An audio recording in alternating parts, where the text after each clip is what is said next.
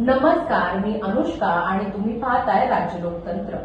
आज आपण एका अशा विषयावर चर्चा करणार आहोत जो केवळ एका गावाचा किंवा एका व्यक्तीचा प्रश्न नाही, तर संपूर्ण भारतातील विकासाच्या मॉडेलवर प्रश्नचिन्ह उभा करणारा आहे। कल्पना करा ना, एका गावात हाय स्पीड वायफाय उपलब्ध आहे, मोबाईलमध्ये 5G नेटवर्क चालतं, सोशल मीडिया सहज वापरता येतं, पण त्याच गावात पिण्याच्या पाण्यासाठी महिलांना किलोमीटरभर चालावं लागतं। रस्ते खड्ड्यांनी भरलेले आहेत, प्राथमिक आरोग्य केंद्रात डॉक्टर नाही आणि रोजगाराच्या संधीचा अभाव आहे। मग प्रश्न असा निर्माण होतो की खरा विकास म्हणजे नेमकं काय? इंटरनेट की मूलभूत सुविधा? आणि याच प्रश्नांवर सातत्याने आवाज उठवणाऱ्या भारत भूषण यांची चर्चा आज अनेक ठिकाणी होत आहे। भारत सरकारने 1 जुलै 2015 रोजी डिजिटल इंडिया अभियान सुरू केलं। या अभियानाचा उद्देश देशाला डिजिटल दृष्ट्या सक्षम समाज आणि ज्ञान आधारित अर्थव्यवस्था बनवणं हा होता। त्याच अंतर्गत भारतनेट प्रकल्प सुरू करण्यात आला। या प्रकल्पाद्वारे देशातील सुमारे 2.6 लाख ग्रामपंचायतींना ऑप्टिकल फायबर नेटवर्कद्वारे इंटरनेटशी जोडण्याचं लक्ष्य निश्चित करण्यात आलं। सरकारच्या अधिकृत माहितीनुसार 2025 पर्यंत बहुतांश ग्रामपंचायतींमध्ये ब्रॉडबँड कनेक्टिव्हिटी पोहोचवण्यात मोठी प्रगती झाली आहे।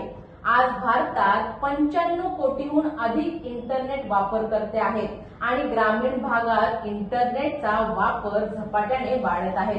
डिजिटल व्यवहार, ऑनलाईन शिक्षण, सरकारी सेवा, टेलिमेडिकल आणि रोजगारच्या संधींसाठी ही क्रांती निश्चितच महत्वाची आहे।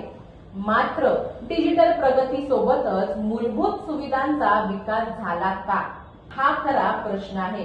2019 मध्ये सुरू झालेल्या जल जीवन मिशन अंतर्गत प्रत्येक ग्रामीण घराला नळाद्वारे पिण्याचे पाणी उपलब्ध करून देण्याचं उद्दिष्ट ठेवण्यात आलं। 2019 मध्ये केवळ सुमारे 17% ग्रामीण घरांमध्ये नळ जोडणी होती। सरकारच्या आकडेवारीनुसार त्यात मोठी वाढ झाली असली तरी अनेक राज्यांमध्ये पाणी पुरवठा नियमित नसल्याने तक्रारी सातत्याने समोर येत आहेत। अनेक ठिकाणी तर नळ बसवले गेले पण त्यातून नियमित पाणी येतच नाही।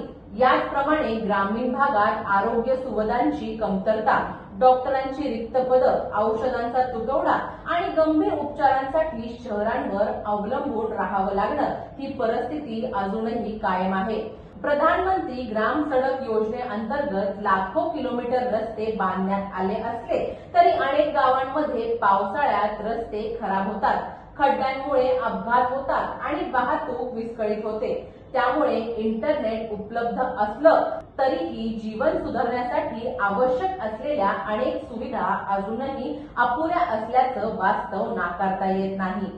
इंटरनेट ही स्वतःमध्ये वाईट गोष्ट नाही, उलट योग्य पद्धतीने वापरल्यास ते शिक्षण, कौशल्य विकास, ऑनलाईन व्यवसाय, रोजगार, सरकारी योजनांची माहिती आणि जगाशी संपर्क यासाठी अत्यंत प्रभावी साधन आहे। पण अनेक ठिकाणी त्याचा वापर मुख्यतः सोशल मीडिया, मनोरंजन, व्हिडिओ आणि रील्स पाहण्यासाठी होत असल्याचं विविध अभ्यासातून समोर आलं आहे। त्यामुळे इंटरनेटचा वापर समाज घटकांना सक्षम करण्यासाठी होत आहे की केवळ वेळ घालवण्यासाठी, हा प्रश्नही उपस्थित होतो। याच वातावरणात भारत भूषण यांनी मात्र वेगळी वाट निवडली। त्यांनी सोशल मीडियाचा वापर मनोरंजनासाठी न करता लोकहिताचे प्रश्न मांडण्यासाठी केला। स्थानिक प्रशासनातील त्रुटी, विकास कामांमधील विलंब, भ्रष्टाचाराच्या तक्रारी, सरकारी दावे आणि प्रत्यक्ष परिस्थिती यावर त्यांनी सातत्याने भाष्य केलं। त्यांच्या पोस्ट आणि लेखनामुळे अनेक स्थानिक प्रश्न चर्चेत आले। प्रश्नांच्या कामकाजावर सार्वजनिक पातळीवर प्रश्न उपस्थित झाले आणि नागरिकांमध्ये चर्चेला सुरुवात झाली। लोकशाही व्यवस्थेत सरकार, प्रशासन आणि लोकप्रतिनिधींना प्रश्न विचारणं हा प्रत्येक नागरिकाचा घटनात्मक अधिकार आहे। मात्र असे प्रश्न उपस्थित करताना तथ्यांवर आधारित माहिती मांडणं तेवढंच आवश्यक असतं। भारतीय संविधानातील कलम 19(1)(अ) प्रत्येक नागरिकाला अभिव्यक्ती स्वातंत्र्याचा अधिकार देतं। त्यामुळे सरकारच्या धोरणांवर किंवा प्रशासनाच्या कामकाजावर टीका करणं हा लोकशाहीतील वैध अधिकार आहे।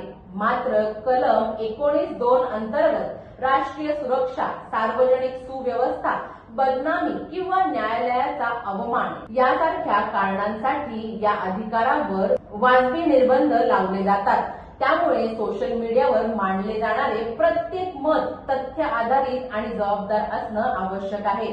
चुकीची किंवा अनियमित माहिती पसरणं हे लोकशाहीसाठी तेवढंच घातक ठरू शकतं। खरा प्रश्न मात्र अजूनही तसाच आहे। जर एका गावात वायफाय आहे पण पिण्याचं पाणी नाही, इंटरनेट आहे तर एक चांगली शाळा नाही, मोबाईल नेटवर्क आहे पण रुग्णालयात डॉक्टरच नाहीत, ऑनलाईन सगळ्या सुविधा आहेत पण रोजगार नाही, तर अशा विकासाला आपण सर्वसमावेशक विकास म्हणू शकतो का?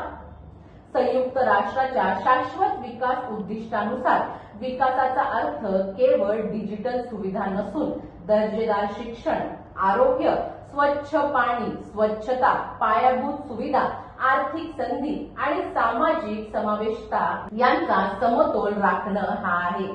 भारताने डिजिटल क्षेत्रात उल्लेखनीय प्रगती केली आहे, यात कोणतंही दुमत नाही। मात्र खऱ्या अर्थाने पिण्याचं पाणी, चांगले रस्ते, सक्षम आरोग्य व्यवस्था आहे का? तुमचं मत आम्हाला कमेंट्समध्ये नक्की लिहा आणि व्हिडिओ आवडला असेल तर लाईक करा, शेअर करा आणि चॅनलला सबस्क्राईब करायला विसरू नका।